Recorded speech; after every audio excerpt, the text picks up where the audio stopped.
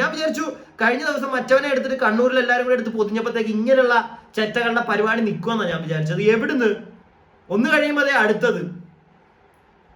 കഷ്ടം ഇങ്ങനെയുള്ള നാറുകളുള്ള നാട്ടിലാണല്ലോ ഞാൻ ഇപ്പൊ ഉള്ളതെന്ന് ആലോചിക്കുമ്പോൾ എനിക്കൊരു ഒരു സൈഡിൽ കൂടെ സത്യം പറഞ്ഞു കഴിഞ്ഞാൽ ഒരു സന്തോഷമുണ്ട്. മലയാളികളുടെ ആ ഒരു ഒത്തുചേരലും ഒന്നിച്ച് നിന്ന് ഇതൊക്കെ ചെയ്ത് കൊടുക്കുന്ന കാണുമ്പോഴത്തേക്ക് ഒരു ഭയങ്കര സന്തോഷമുണ്ട് മലയാളിയാണെന്ന് പറയുന്നതിനകത്ത്. എന്നാൽ അതുപോലെ തന്നെ ഒരു സൈഡിൽ ഇതുപോലുള്ള നാറികളെ കാണുമ്പോഴത്തേക്ക് വെറുപ്പും തോന്നുന്നു.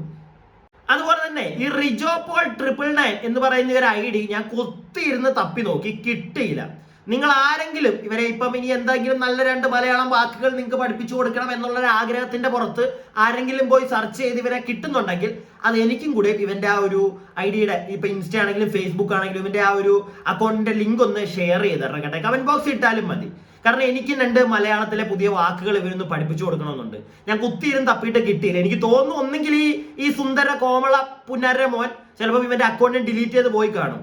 കാരണം ഇവന്റെ ആ ഒരു സോക്കേട് ആ ഒരു സമയത്ത് ഇവന്റെ ഓർമ്മോന്റെ ആ ഒരു കുത്തിക്കഴപ്പുണ്ടല്ലോ, ആ ഒരു സാധനം ഇവന്റെ കഴിഞ്ഞു കഴിഞ്ഞപ്പോഴത്തേക്ക് ഇവൻ ചിലപ്പോൾ നിർത്തിയിട്ട് പോയി കാണും. എന്താണെങ്കിലും ഇവനെ ഒന്ന് തപ്പിപ്പിടിച്ച് കിട്ടുന്നവർ ഒന്ന് അറിയിക്കുക കേട്ടോ. എനിക്കൊന്ന് മറ്റേ ഞാൻ നേരത്തെ പറഞ്ഞ കാര്യം ഇവനോടൊന്ന് ചോദിക്കാറുണ്ട്, ഇവന്റെ വീട്ടിൽ നിന്നൊന്ന് പറഞ്ഞു വിടുമോന്ന്. ഈ ഒരു വീഡിയോയിലൂടെ നമ്മുടെ നാട്ടിലെ നിയമപാലകരോടുള്ള എൻ്റെ ഒരു അപേക്ഷ കൂടെ ഞാൻ അങ്ങോട്ട് പങ്കുവെക്കുകയാണ്. വേറൊന്നുമല്ല, നമ്മുടെ മുഖ്യമന്ത്രിയുടെ ദുരിതാശ്വാസ നിധിയിലേക്ക് പൈസ ഇടരുത് എന്ന് പറഞ്ഞ ആരൊക്കെയോ വന്നപ്പോഴത്തേക്ക് അവർക്കെതിരെ ഇവിടുത്തെ നിയമം കേസൊക്കെ എടുത്തല്ലോ. പോലീസുകാരൊക്കെ ഇടപെട്ട് കേസൊക്കെ എടുത്ത് വൻ പരിപാടിയൊക്കെ ഇപ്പൊ നടന്നു പോകുന്നുണ്ട്. വളരെ നല്ല കാര്യം, ചെയ്തോളുക.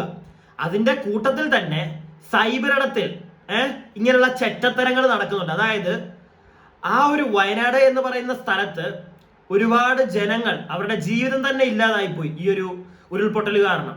അവിടെ ക്യാമ്പുകളിൽ അവർ കിടക്കുന്നു. അവർക്ക് സഹായം അഭ്യർത്ഥിച്ചുകൊണ്ട് ഇവിടെ കുറെ ജനങ്ങൾ പുറത്ത് സൈബർ ഇടം വഴിയൊക്കെ ഇങ്ങനെ അഭ്യർത്ഥനകൾ, ഇങ്ങനെ പോസ്റ്റേഴ്സ് ഒക്കെ ഷെയർ ചെയ്ത് വരുമ്പോൾ അതിന്റെ അടിയിൽ ഇങ്ങനത്തെ പിതാമഹന്മാർ വന്ന് കമന്റുകൾ ഇടുന്നു. ആ കമന്റുകൾ എന്തെങ്കിലും വയനാട്ടിൽ ഇപ്പോഴുള്ള ആളുകൾ കണ്ടു കഴിഞ്ഞാൽ അവരുടെ ഒരു അവസ്ഥ എന്തായിരിക്കും? അവരുടെ അല്ലെങ്കിൽ തന്നെ അവർ തളർന്നിരിക്കുകയാണ്. അപ്പൊ ഇങ്ങനെയുള്ള സാധനങ്ങൾ കാണുമ്പോഴത്തേക്ക് അവരുടെ അവസ്ഥ എന്തായിരിക്കും?